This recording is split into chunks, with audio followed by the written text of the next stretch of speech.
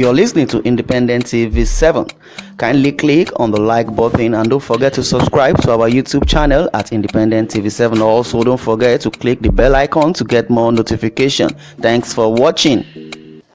You're listening to Independent TV 7. Serap has gone after Buhari again, which the headline says Serap goes after Buhari, and now nobody is even attributing president to Buhari's name. As socio-economic rights and accountability project, Serap brushed aside a counter-attack by Aso last week and dragged President Buhari once again to the court. Like I said earlier, that they have not been ascribing the so-called presidency.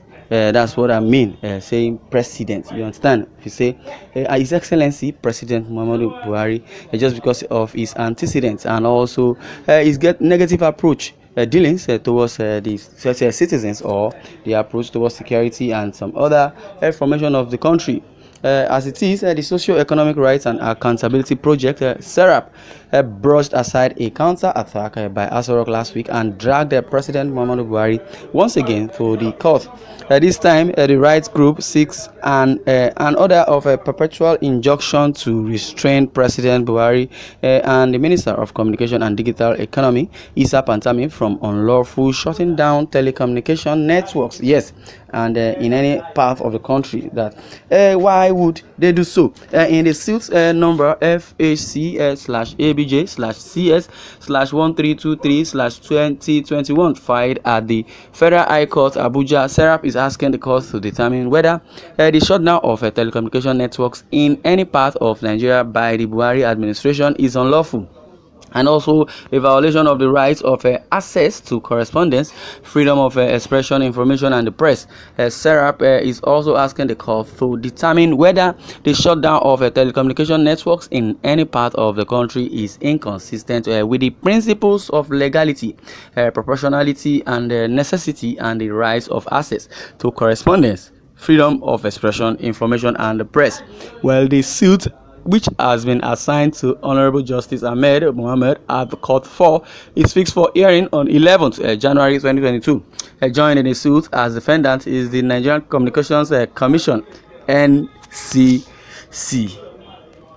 Serap is arguing that large-scale shutdowns of communication networks are a form of collective punishment. Shutdowns exert significant chilling effects with direct implications on participatory democracy, whose existence depends upon an active and informed citizenry capable of engaging with a range of ideas.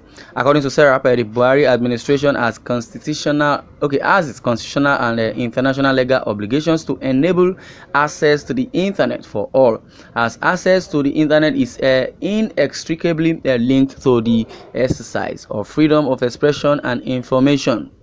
Serap is also arguing that access to information, the ability to exercise the right to freedom of expression, and the participation that internet and telecommunication networks provide to all sectors of society is essential for a truly democratic society.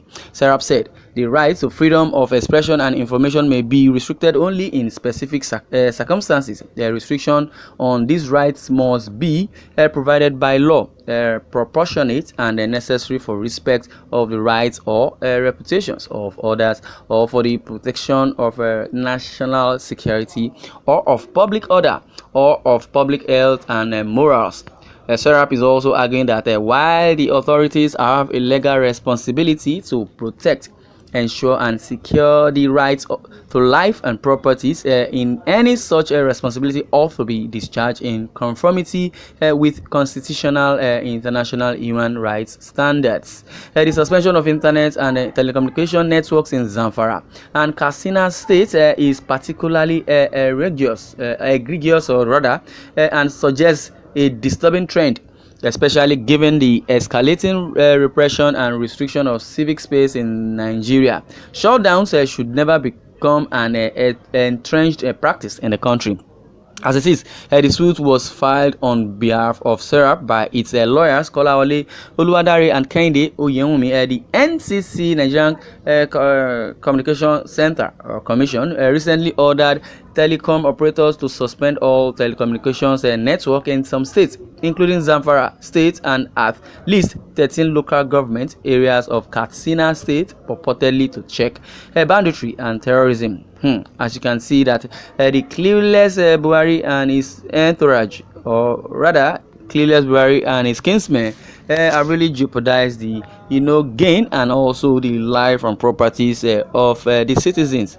They already have compromised, like what this lawyer, international lawyer of Nnamdi Kanu, would say, that the judiciary has compromised. The judicial system of Nigeria is no more functioning.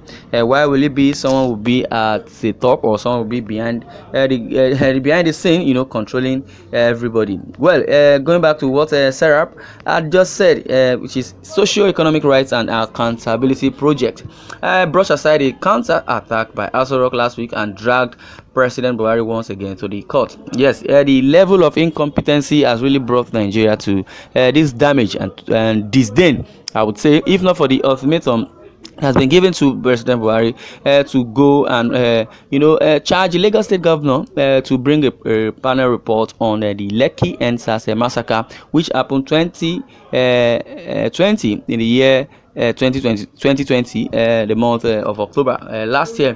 That the report that which says the panel should investigate what really transpired, and it has been said that in his government, the Minister of Information had debunked the news that being fake, that DJ Switch is one of the protesters, when she released the footage of the incident. I'm only buttressing this point just because I know quite alright that so many people may not have thought over it, and so many people have been thinking over it, and they know the antecedent of this so-called government, because the nonchalant attitude towards the citizens is what we don't want. And as it is, the area of insecurity is what we are talking about. And if soldiers have been deployed down to Lekki to go and kill shooting sporadically, and which simply means they never care about the lives and properties which they claim is their first priority. Yes, the present government or present administration of President Muhammadu Buhari. So that was the nonchalant attitude which escalated to this terrorism in the northern part of the country, that has made the telecommunication system of Zamfara and Katsina shut down completely. It should have gone over 3 months now. And how can they survive economically? How would they survive? I don't know how they want to survive, because if telecommunication is shut down, definitely I don't think there will be power supply, and I don't think there will be enough information to be disseminated to them. I could remember immediately the telecommunication was shut down and placed on state of emergency. I mean the state, Zamfara State. The governor traveled immediately. Why? Because of the nonchalant attitude towards human lives. Because you now will come, they will come and start saying the democratically elected either president or governor, and sitting on the seat, and your